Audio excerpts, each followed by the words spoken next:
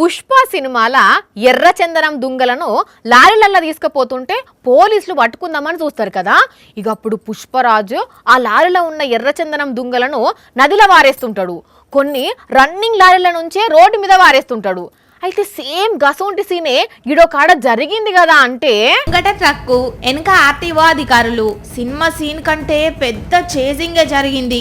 RTO shaking నుంచి తప్పించుకునేందుకు ఈ driver మామూలు ఇక్మతులు వల్లేదు. అధికారులు ఎంటవడుతోని ఈ ట్రక్కులున్న బండరాళ్లను అన్లోడ్ చేయాలి.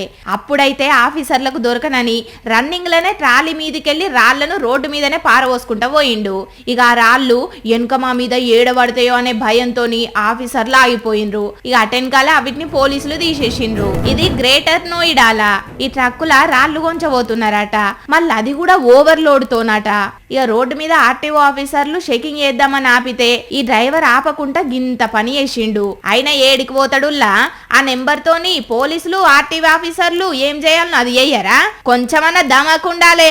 అరే అట్లా స్పీడ్ గా పోతుంటే బండికి ఇట్లా బోర్లో పడితే ఆ డ్రైవర్ కూడా ప్రాణ నష్టమే కదా. ఏందో ఏమో పో.